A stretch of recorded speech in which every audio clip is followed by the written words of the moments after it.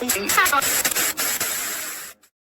is a government that's determined to create a situation where there's 100% security for Israel, which I think is impossible without some sort of peace treaty.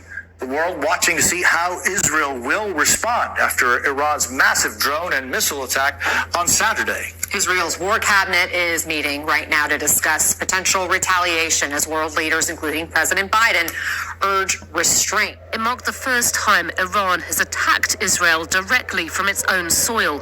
Explosions could be heard widely, including in Jerusalem and Tel Aviv. More than 300 projectiles were launched. First came over 170 drones and 30 cruise missiles, all shot down before reaching Israel. Well, what happens if American bases are attacked in Iraq or Syria? There's all sorts of places that the Iranians can hit through proxies. And let's keep in mind that this attack on Israel was a measured attack because they didn't use Hezbollah. Hezbollah could do immediate damage and considerable damage to Israel. And, the Iranians are holding that back. But should this escalate, Hezbollah will be pulled into it. I think the next thing we might see is a large-scale Israeli campaign in the north of Israel going into southern Lebanon to attack Hezbollah. And the main reason for that is that Israel is justifiably fearful of Hezbollah being able to do on a much larger scale what Hamas did down in the south in Gaza on October 7 by coming across the fence to attack Israelis. If Hezbollah attempts to do that in the north of the country, that's a large populated area. It really does present an existential threat to the future security of Israel. This morning, the world on edge as Israel weighs its response to that swarm of more than 300 Iranian missiles and drones early Sunday, targeting military installations in Israel, some of them streaking right over the Al-Aqsa Mosque compound. This is extraordinary to me, but we're told that roughly half of the ballistic missiles fired by Iran failed to launch or crashed. It was one of the largest salvos of ballistic and cruise missiles ever fired. But Israel's missile defense system, along with a combined international effort led by the U.S., intercepting 99% of those threats, including more than 100 ballistic missiles, according to the IDF. U.S. forces alone taking out nearly 90 drones and missiles long before they reached Israel's borders. Iran's attack came with careful signaling. Its government warned Israel's allies of the strikes and said they were punishment for an assassination in Syria, and that Iran now considered the matter closed.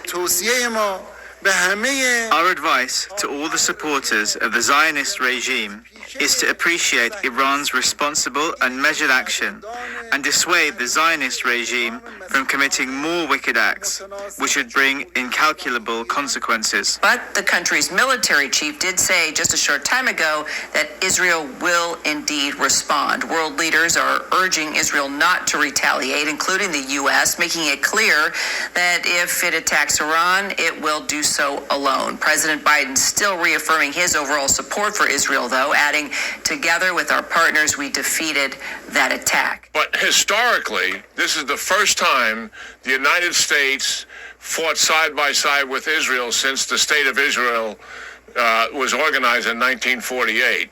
And by that I mean Central Command, the warfighting headquarters in the Middle East, organized a multinational organization and coordinated it through 6 countries. And that is our most experienced warfighting headquarters. Israel is used to fighting unilaterally, so what Central Command did was really significant. And just think of this, Stuart.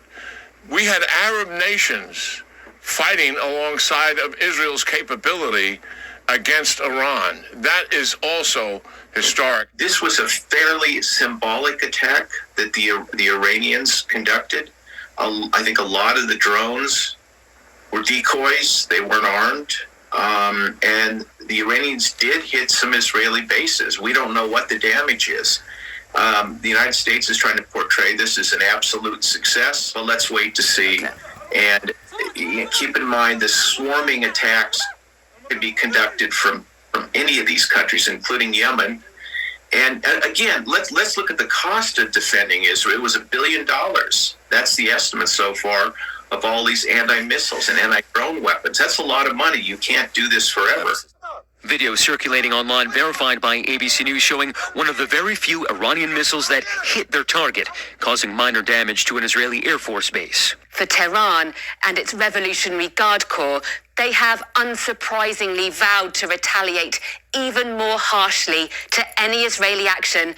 The bigger the Israeli attack, the larger the Iranian response, and the greater the risk of escalation into uncontrolled regional conflict. And in Tehran today, a massive rally in support of the attack on Israel. Iranian leaders signaling they don't want an escalation, saying that after their assault, they consider the matter closed. But tonight, Iran warning Israel if it takes additional action, Iran will respond within seconds. You know, we can understand why. No one wants a third world war. But Israel doesn't seem to get the leeway to retaliate that other nations do when they are attacked. There's an unreality in how I think both Biden in recent weeks and the Albanese government have been talking about Israel. There's this sort of fantasy world that ceasefires must happen straight away. They say there could be no future for Hamas in Gaza. But the only way Hamas is not going to have a future in Gaza is if the Israeli Defense Force defeats them in battle. Hamas is not going to give up its military capabilities, and nor is Hezbollah in Lebanon. So it's all very well for, left-centre governments to sort of talk about the importance of peace and the value of restraint, but they really need to focus on the reality of what's going on in the Middle East, and that is Israel is fighting for its life. Moral to be drawn from this dangerous nightmare situation is a simple one. Don't let it happen. It depends on you.